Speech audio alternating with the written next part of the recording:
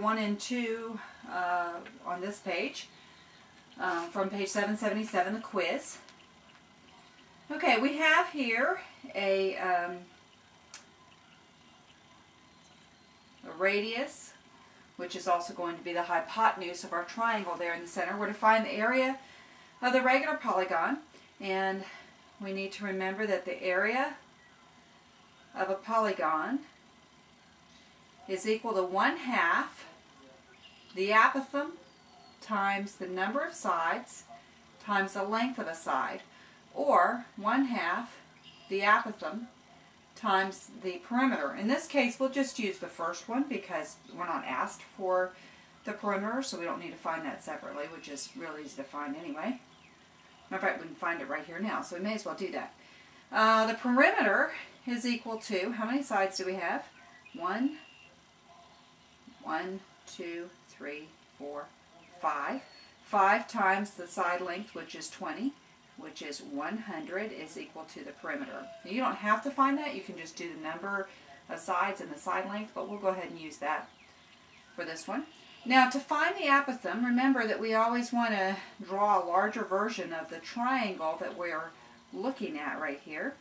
And we note that we have 5 of these triangles, and that the angle here is going to be 360 degrees, which is the whole circle all the way around the center, divided into 5 angles that make up those triangles. So on your calculator, you're going to take your 360 degrees and divide it by those 5 triangles that we're going to have. And we find that this angle is 72 degrees. Okay, now the 17 centimeters we know is referring to the length of the hypotenuse here, because they've drawn in that hypotenuse. If it were just the side length, they would have just left it as a side length. Okay, now we need to make an altitude of this triangle in order to find the length of the apothem, which is what we're looking for here.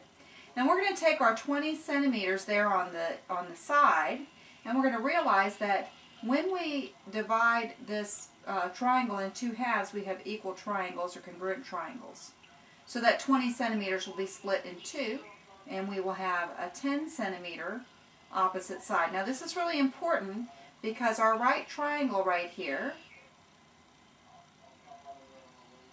we can just use the Pythagorean theorem to find the apothem, and that does not require any trig. Some of you like to use the trig. It's fine if you want to use it. It doesn't matter. Okay, so we're going to use the Pythagorean theorem to find the apothem. We're going to say the apothem, times b squared or plus b squared is equal to c squared, which is your hypotenuse. And we're going to go ahead and move the b squared to the other side before we plug in any numbers. That just makes things easier. So the apothem squared is equal to 17 squared minus 10 squared. So 17 squared minus 10 squared is equal to 189, but we need to take a square root there. So we've got 189 is a squared. Now we're going to take the square root of that, and we get 13.74. or 13.7 is what the apothem is. Alright, so now that we know that our apothem, and I'm just going to erase this stuff out of the way.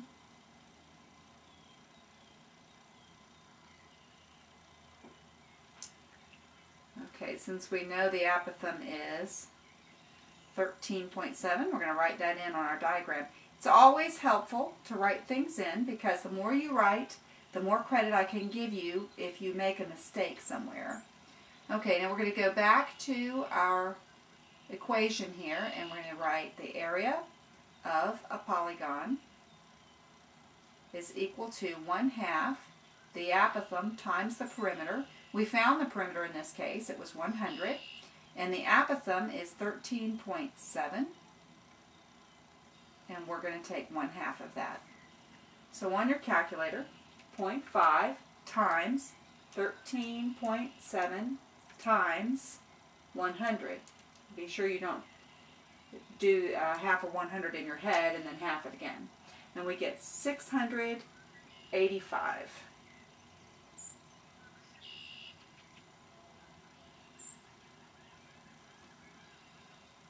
Okay.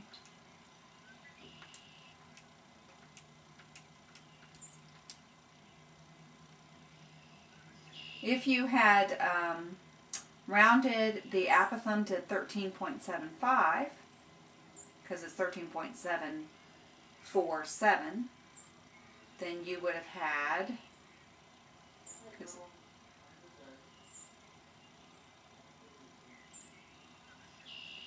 0.5 times 13.75 times 100 equals 187.5.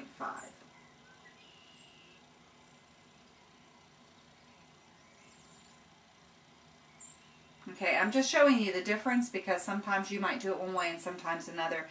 Both of them would be acceptable unless it told you specifically in the instructions what you were to round to.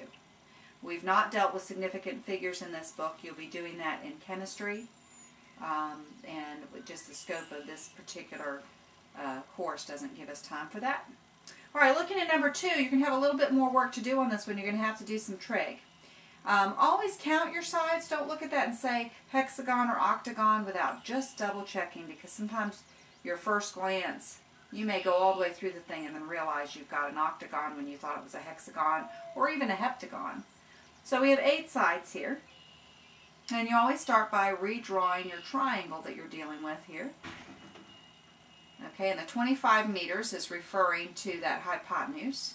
And then you remember you've got 360 degrees divided into 8 triangles. That's how you find this measurement.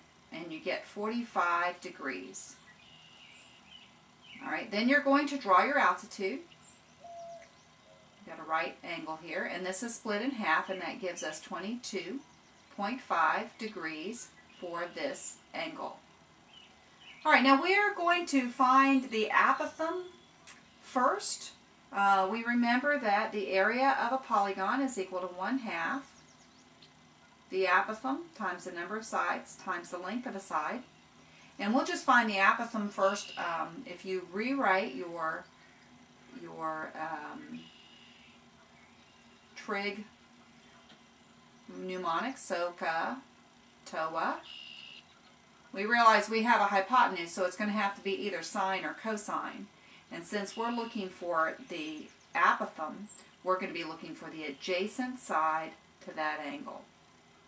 So we're going to use cosine. So we're going to say cosine 22.5 is equal to the apothem over the hypotenuse. And we're going to multiply both sides by 25 to get it cancel over here. And we've got that the apothem, or the adjacent side, is equal to 25 times 22.5 cosine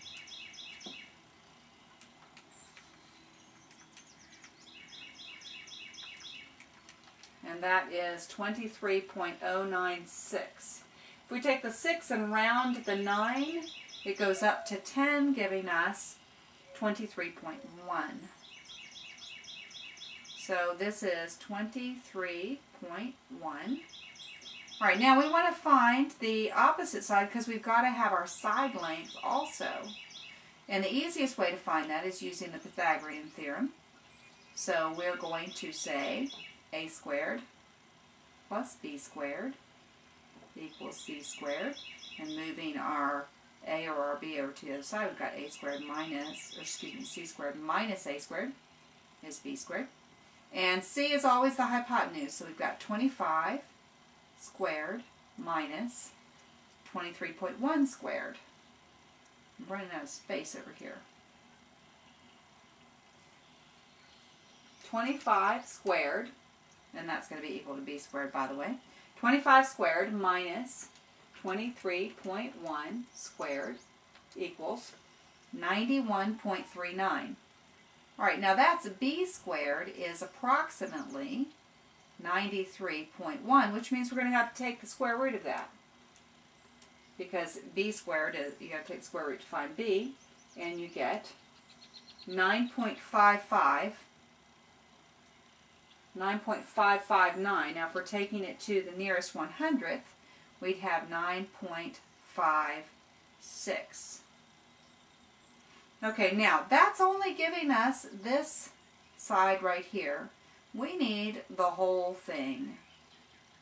So we're going to multiply that times 2, and we're going to get 19.119, which is approximately 19.12. All right, now if we want to go over here and put all these values into our figure so that we can easily find them, and then when you've got them all labeled in there, it's much easier for me to give you part credit for things.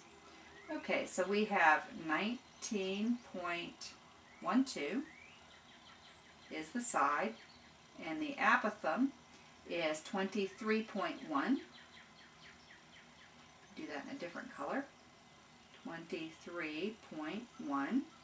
All right, now we're going to rewrite our equation. Its area is equal to 1/2 the apothem times the number of sides times the side length. So 1/2 23.1, that's the apothem right here. Okay, and then the number of sides was 8, and the length of a side is 19.12. So we have 0.5, which is the same thing as 1/2, 23.1 times 8 times 19.12. And we get 1,766.68. 1,766.68, or 688, which would make it 0.69. Okay, now remember, you may be off by a point or two, or sometimes a whole number. In this case, the book answer is 1,767.8 meters squared, which just means they rounded in a different place than we did. Okay, so when you're close like that, as long as you've shown your work, you're fine. All right, for those of you who wanted to do the extra credit part, that was about the probability that a randomly chosen point in the figure lies in the shaded region. Now, if you didn't want to do this, then you could just turn off the video at this point. But for those of you who are doing this part, and then in further classes, if it's required, you'll have to go on. So sorry. Okay, so the first thing we need to do is find out the area of the entire circle. Now, they've given us the... let's see, it looks like they've given us the entire diameter here. I would think that because the 10 is not over one of the radii. And then it looks like they've given the entire diameter here as well. When you look at it, it seems sort of like it, let's see, if half of this is 5, yeah, that part of it is just 3. So we've got 2 diameters given here. 3 is the diameter of the small one, and 10 is the diameter of the large one. And the reason I say that is because the number is right there in the middle. So to find area, we need pi r squared. So we're going to have to divide our diameter in half. And so for the big circle, we have pi times 5 squared, or 25 pi. Now, one thing you can do here that's kind of nice is if you leave that as 25 pi, you don't have to do any division or multiplication on your calculator until the very end. And we can say that the little circle, is equal to half of 3, which is 1.5. So that's going to be 1.5. Oh, yeah, this is really hard to read. I don't really want to leave it that way. Okay. So the little circle is 1.5, which is your radius, squared times pi. So I will do the 1.5 on my calculator just because I don't want to make a mistake because I wasn't thinking. 2.25 pi. Now if you think of pi as just an x, because it is a number that you're multiplying, if you had 25x and 2.25x, you could do some subtraction. Actually, we don't really need to do that. We won't need to do any subtraction because we're talking about the, wait a minute, probability that it would land in the shaded region. That means out of the whole thing. So, we would say there's a 2.25, oops, I didn't write 2.25, I said it, but I didn't write it. Okay, now it's 2.25 pi chance out of a 25 pi chance. Now you could actually go ahead and multiply these out if you wanted to. You don't really have to do that. It's kind of nice that you don't have to. But since I haven't really taught it this way before, matter of fact I haven't taught this at all to some of you, I'm going to go ahead and multiply it out so you can see what that would look like. That gives us on the top approximately 7.07. And on the bottom, 25 times pi is 78.539, which is 78.54. Okay, and probability can be expressed as a decimal or a percent. So 7.07 divided by 78.54 is 0.0. Move your decimal 2 spaces. Or, as a fraction, that would be 9 out of 100, which is what 9% means. All right, now over here, what you could have done is just canceled your pi's. Send your calculator, 2.25 divided by 25, and you should wind up with the same thing. You do, 0.09, which is the same thing as 9%.